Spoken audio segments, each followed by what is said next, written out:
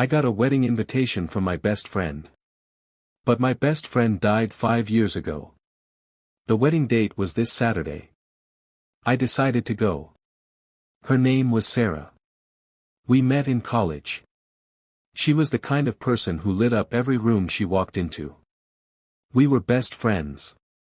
More than that, really. I was in love with her. I just never told her. The night of the accident, we were driving home from a party. I was behind the wheel. It was raining. The roads were slick.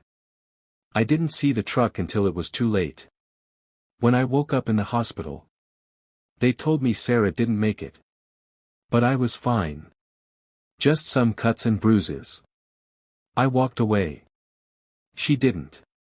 5 years. I've been living with that guilt for 5 years. Every day, wishing I could go back. Wishing I could trade places with her. She deserved to live. Not me.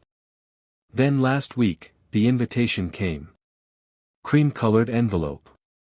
Elegant script. You are cordially invited to the wedding of Sarah Mitchell and James Chen. My hands wouldn't stop shaking. I told myself it was impossible. A mistake. A different Sarah Mitchell. But part of me hoped. What if she survived? What if the hospital made a mistake? What if I'd been grieving for nothing? Saturday morning. I got in my car. The venue was 2 hours away. The whole drive, my heart was racing. What would I say to her? How would I even begin to explain? The venue was beautiful. A garden estate. White tents. String lights everywhere. I parked and walked toward the entrance. There was a woman with a clipboard checking people in. I walked up to her. Hi, I'm. She looked right through me. Like I wasn't there. Excuse me? I said louder. She didn't react. Just kept smiling at the couple behind me. I stood there, confused. Then I walked past her. Into the venue. No one stopped me. No one even looked at me. I sat in the back row. A man sat down next to me. Right where I was sitting. He sat. Through me. I jumped up. He didn't notice. That's when I started to understand. I looked down at my hands. They were translucent. Faint. Like I was fading. I touched my face. My chest. I could feel myself. But no one else could. The music started. Everyone stood. And then. I saw her. Sarah. Walking down the aisle. She looked radiant. Glowing. Peaceful. More beautiful than I'd ever seen her. But something was different about her too. She had the same, translucent quality I did. The groom stood at the altar. Tall. Dark hair. Gentle smile. And he was, the same. Translucent. Fading. Like us. That's when it hit me. This wasn't a wedding for the living. This was something else. Somewhere else. I watched them exchange vows. Watched them smile at each other. Sarah looked happy. Truly, deeply happy. In a way I'd never seen when she was alive. After the ceremony, I approached her. Sarah. She turned. And she saw me. You came, she said softly. Not surprised. Just sad. I don't understand, I said. How are you here? How am I here? She looked at me with gentle eyes. You know why? I shook my head. I'm alive. I survived the accident. I've been living for 5 years. No, she said quietly. You haven't. We both died that night, she said. The accident killed us both. I stepped back. That's not true. I woke up in the hospital. You woke up, she said. But not in the hospital. Not in the world. You've been in between. Stuck. Because you couldn't let go. No.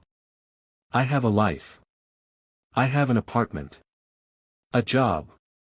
Do you? She asked gently. I thought about it. My apartment. Empty. Always. My job. I couldn't remember where I worked. My friends. I hadn't seen anyone in. I couldn't remember. Who is he? I asked, looking at her groom. James, she said. He was the driver of the other car. He died that night too. We met here. On the other side. We forgave each other. And we fell in love. I've moved on, she said. I've found peace. James has too. But you. You're still holding on to guilt. To what happened. That's why you're still here. In between. I sent you the invitation, she said. Because I wanted you to see. I'm okay. I'm happy. And I need you, to let me go. Let yourself go too. I'm so sorry, I whispered. I was driving. It was my fault. You died because of me. She put her hand on my chest. It wasn't your fault, she said. It was an accident. A terrible, random accident. I forgave you the moment it happened. Now you need to forgive yourself. The wedding guests started to fade. The lights grew brighter. What happens now? I asked.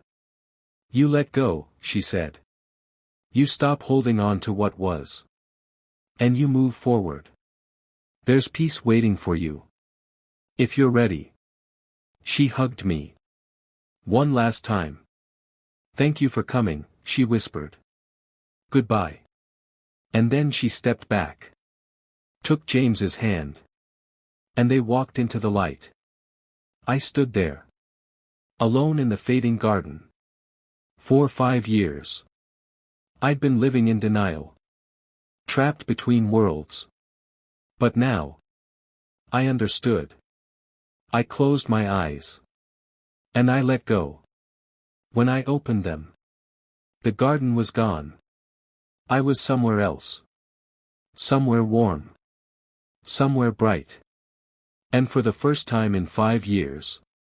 I felt peace.